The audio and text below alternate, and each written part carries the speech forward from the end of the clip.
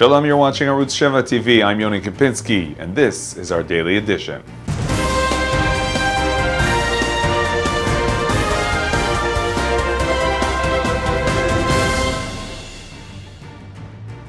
The Hezbollah terror organization could take over, catch parts of the Galilee for a few hours. This is according to an IDF senior official.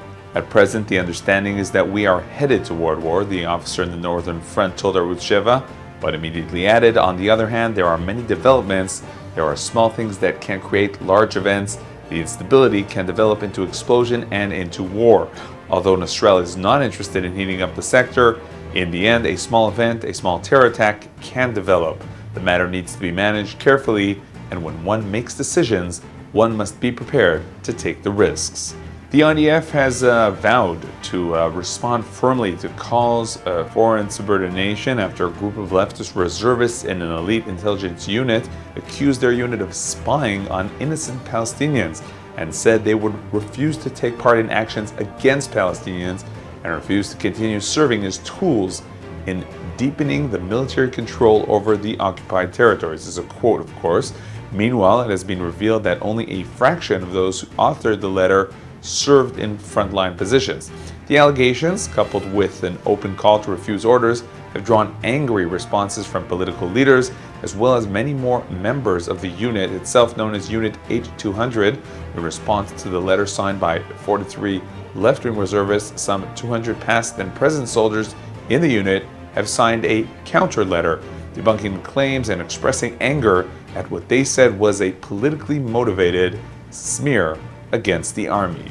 I completely reject this attempt to use a military service in order to express his political views, either to left or right, wherever it's come from. There might be some influence here of the Snowden affair in the United States. You know, some people maybe want to imitate, but I tell you, I think that we are very careful and not to spy on our own people. But on the other hand, when you have to struggle against terrorism that are deeply embedded in civilian population, hiding in among civilian population, you need any piece of information. It's one of the best military units in Israel. It has very high standards of morality, of professionalism, of excellence. And I must say that I reject the letter that was published out of hand. It seems to be part of an onslaught or a political campaign against our military operations wherever they are. Now let me make it clear. I am the leader of the peace camp in Israel. I lead the opposition in Israel. I believe wholeheartedly that we must reach an agreement with the Palestinians.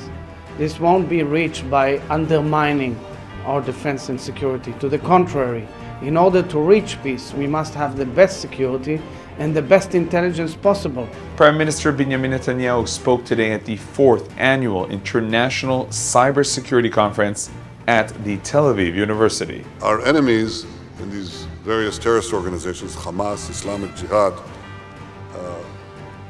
as they fail in the military and the terror campaigns that they launch against us, continue to try to attack us through other ways, including in the field of cyber attacks.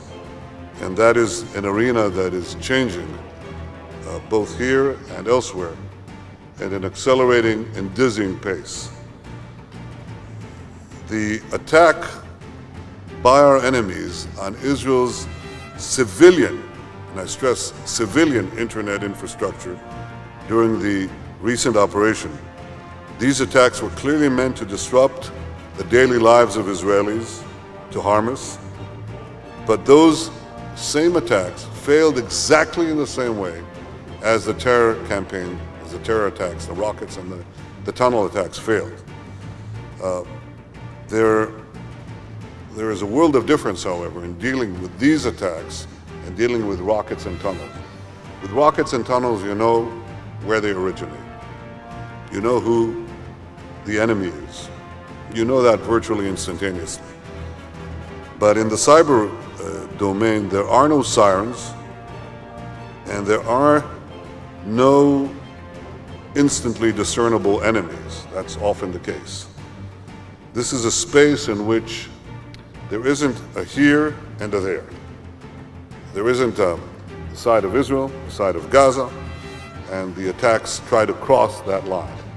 In fact, it's a very broad domain which is very hard to define, where your space ends and somebody else's space, including the attackers, begins. So the attacks, in a sense, always come from within. Now we identify those attacks and we stop them. A 25-year-old Palestinian Arab managed to enter a home at the Sruga Hill in the Sherman community of Yitzhar. He threw books and paper on the floor, opened the gas and poured oil over the pile, then igniting it in an attempt to set the building on fire. He was intercepted and arrested by IDF forces, who said the man appeared to be mentally unstable. Jerusalem police have arrested 4 Arab youths between the ages of 15 to 17 from the capital's Isawiya neighborhood for the vandalization of a gas station in the French Hill neighborhood last week. The Jerusalem Magistrates Court has extended the young man's arrest until Wednesday. Meanwhile, police anticipate further arrests to be made. Last week's death of a Palestinian Arab youth triggered riots by dozens of Arabs who threw rocks and Molotov cocktails at the gas station and vandalized the store on the premises as well. Several wounded Syrians are being treated in Israeli hospitals. One 12-year-old boy is being treated for a severe wound, a severe injury in his eyes, and the Israeli doctors are doing anything they can to bring back his eyesight. Israeli hospitals are treating several Syrians who were wounded in the battles in their country, among them a 12-year-old Syrian boy who was brought to the Ziv Medical Center in Tzfat. I'm in charge of the Syrian file in the hospital. Up until today, we have had 362 injured Syrians.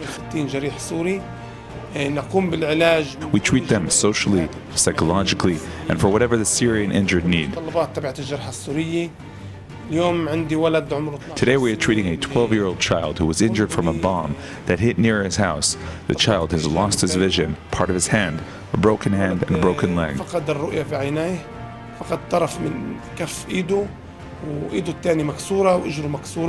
This boy is one of 10 Syrians currently being treated at the hospital, one of several hundred since February 2013. Well, he's in a very bad position. He lost his right eye. He was primarily operated in Beirut, and then he came to us to a vitreoretinal surgery, which was quite difficult. And we hope that he has some chance of vision, but we are not sure of that because the gravity of the injury was very bad. Here to help the young Syrian boy is another Syrian youth who is also being treated in the hospital.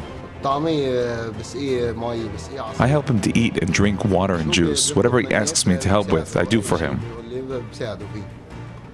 The young man even said that the Syrian regime used to teach him that Israel is an enemy, but now he believes that the regime is an enemy and Israel is a friend. I hope that God will help us and all the people will go back to their homes and this war will stop. That is enough. It has been 4 years of destruction and killing. Around 10 years ago, terrorists murdered Tali Khatwil and her 4 daughters. Ever since, her husband, who was left alone, has been involved in very, very positive activities, and all this in her memory. We participated in a very unique event which took place last week, a fundraising event for a very important and significant organization.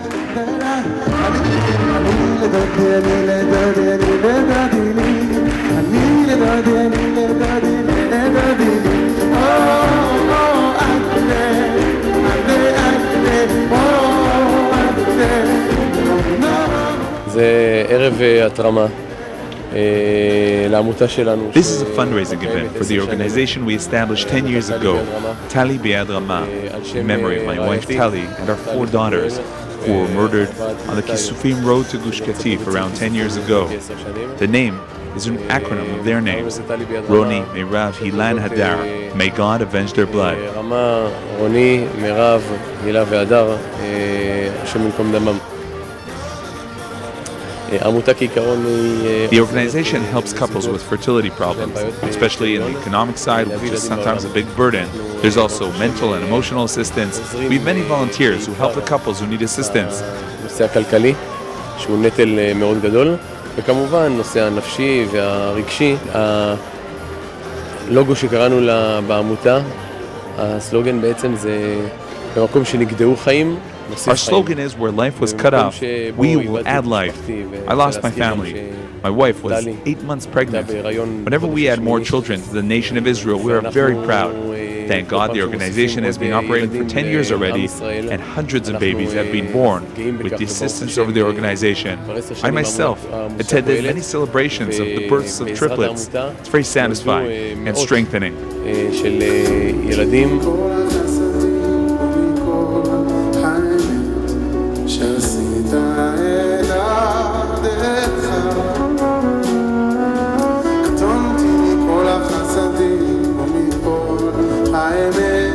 שעשית מקלי עבר את הירדן, אתה הייתי לשני מחנות, הצילני נא, צילני נא, צילני נא. ערב מיוחד במינו, חווינו כרגע. This evening was very special with musicians Yonatan Razel and Daniel Zamir. An amazing combination. Brings us into the spirit of the high holidays. Gives us all strength and happiness. ושמחה לכולנו.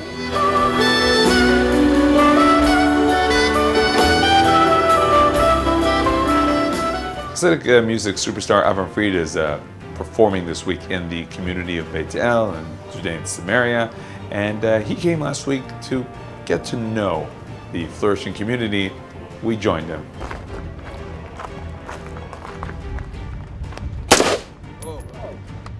Very good. Very good. Yes, this is Hasidic music superstar Avram Fried, and yes, he's shooting an M16. This happened Thursday at the shooting range, the practice shooting range in Beit El, as Fried was visiting the community, preparing for his big performance in Beit El next week. 1, 2. Yeah. Oh, good. All right. You think you shot him? Yeah. You heard him? Yes. All right. Before he was surprised with the shooting activity, Avram Fried visited a variety of sites in Beit El. You perform around the world, and what's the significance of coming here to perform in Beit El, in the hills here? This is amazing. I mean, it took me a long time to get here, but thank God we made it, Shehecheyanu. And it's just so, I thought I've seen it all, but to be here at the place where Yaakov had his dream, which we all know from school when we're little children, we learn about Chalom Yaakov, and this is where it all started, and all the brachot and haftachot that Hashem gave to Yaakov about our people. And we see it right here. It's absolutely an incredible feeling. I don't know which prayer to say first. I feel like Zeshar HaShamayim, so we'll ask for Mashiach, and that'll include everything. You say that in these areas, you speak the Bible, you're walking on the pages of the Bible. It comes to life. It comes to life. It was amazing to see the stone shaped like a human. I mean, just all the stories that come to mind that we used to hear in Cheder about the stones were fighting and all the stones became one. And Yaakov's dream in the ladder, the angels going up and down. I mean, it's just incredible to see it all come alive. Amazing. Okay, that'll be all for today. We'll be back next time with more. Until then, from all of us here at Arutz Sheva, IsraelNationalNews.com. Shalom.